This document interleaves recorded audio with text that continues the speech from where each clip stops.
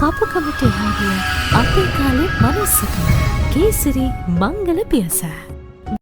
සුබ දවසක්, ඒ වගේම සුබ මංගල නැකතක්, ආදරය පිරුණු හදවත්, විවාහයට තමන්ගේ සැමියව තමන්ගේ බිරිඳව හොයන මේ කටුක ගමන, දුෂ්කර ගමනට නිමාවක්, ආදරය නැවතුන තැන හදන මාලිගාවක් වෙනුවෙන් ඉතින් කේසරි මංගල පියස බොහොම ආදරෙන් මෙන්න වගේම ඕගොල්ලන්ගේ ආලින්දයට බොහොම වැදගත් සුන්දර ඒ වගේම කඩවසම් මංගලෝචනාවක් අරගෙන ආවා. ඉතින් අවසරයි හැමෝගෙම හිතවල තියෙන ප්‍රාර්ථනා ඉටු වෙන්න කියලා මේ සුන්දර විනාඩි 5 අපි ඕගොල්ලොත් එක්ක මේ විදිහට කටයුතු ගත කරන්නම්.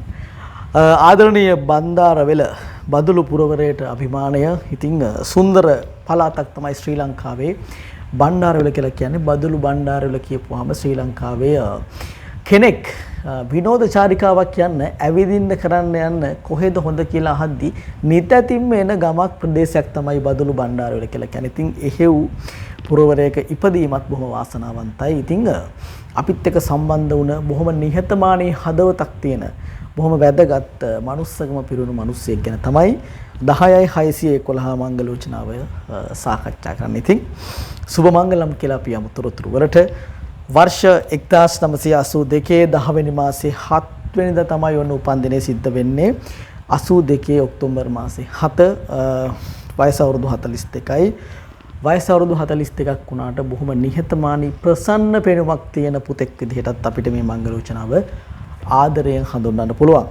වෘෂභ ලග්නය, සිංහල බෞද්ධ, උස අඩි 5 අඟල් 2යි. ඒක මතක තියාගන්න ඕනේ. කතා කරන ගෑල්ලා මේ අනිවාර්යෙන්ම උස අඩි 5 1 4.9 අඩි 5 වගේ කෙනෙක් නම් බොහොම ගැළපෙන මංගලෝචනාවක් වේවි. ශ්‍රී ලංකා යුද හමුදාවේ සිවිල් ආරක්ෂක අංශයේ වැඩ කරන අභීත, ඒ වගේම බොහොම වැදගත් අරමුණක් තියෙන පුතෙක් හැටියටත් අපිට හඳුන්වන්න පුළුවන්. රාජ්‍යාංශීය රැකියාවක්, වැදගත් රැකියාවක්. රැකියා සියල්ලටම අපි මිනිස්යන් විදිහට ගරු කළ යුතු බවත් මේ මොහොතේ කියනවා. යම් තැනක මේක විශේෂයි කියන්න ඕනේ. ශුන්‍ය විවාහයක්. ශුන්‍ය විවාහයක් කියලා කියන්නේ කලින් විවාහ වුණ කෙනෙක් නොදැනුවත්කමින් තවත් කෙනෙක් බඳිනවා නම් ඒ දෙවැනි වර බැඳපු කෙනාගේ විවාහය ශුන්‍ය වෙනවා.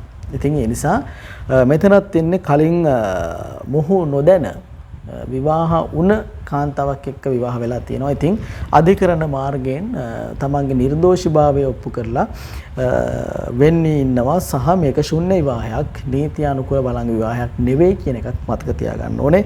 ඉතින් හැමෝම මේ වීඩියෝ එක බලන සහෝදර සහෝදරියන්ගෙන් බොහොම ආදරෙන් ඉල්ලන්නේ, ආදරණීය අම්මේ තාත්තේ තමන්ගේ දුව හෝ පුතා මීට කලින් විවාහ වෙලා හිටියානම්, අස්සනක් හරි දාලා විවාහ වෙලා හිටියානම් ඒක අනිවාර්යයෙන්ම විවාහ වෙන කෙනාව දැනුවත් කරන්න කියලාත් මතක තියාගන්න ඕනේ.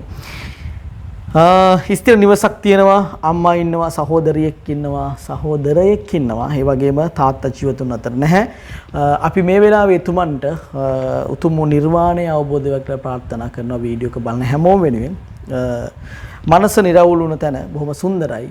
ආගමට දහමට නැඹුරු වෙන සෑම මසක් පාසාම ශ්‍රී මහා බෝධීන් වහන්සේ වැඳ පුදා ගන්න බොහොම බෞද්ධාලම්බන ප්‍රීතියක් තියෙන පුතෙක් හැටියටත් අපිට මේ මංගලෝචනාව හඳුන්වන්න පුළුවන්.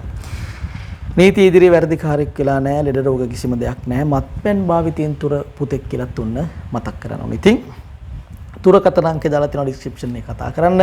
බොහොම සුන්දර මංගලෝචනාවක්, විවාහය සොදුරුව ගත කරන්න පුළුවන් මංගලෝචනාවක් කියලාත් මතක් කරනවා. ඉතින් තවත් මෙවැනි වීඩියෝ එකකින් හමු වෙමු. ඔබේ ප්‍රාර්ථනා එසේම ඉටු වේවා.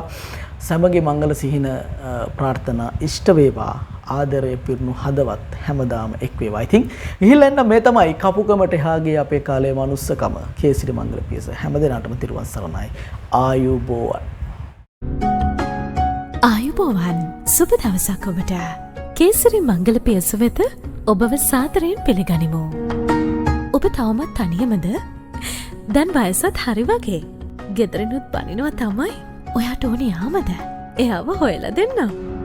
කපුකමට එහාගිය අපේ කාලේ මනුස්සකම කේසරි මංගල පියස. විස්තර ඔක්කොම කියන්නම්. 076යි 49යි 59යි 317. වෙලව හන්දියා. තෙරුවන් සරණයි.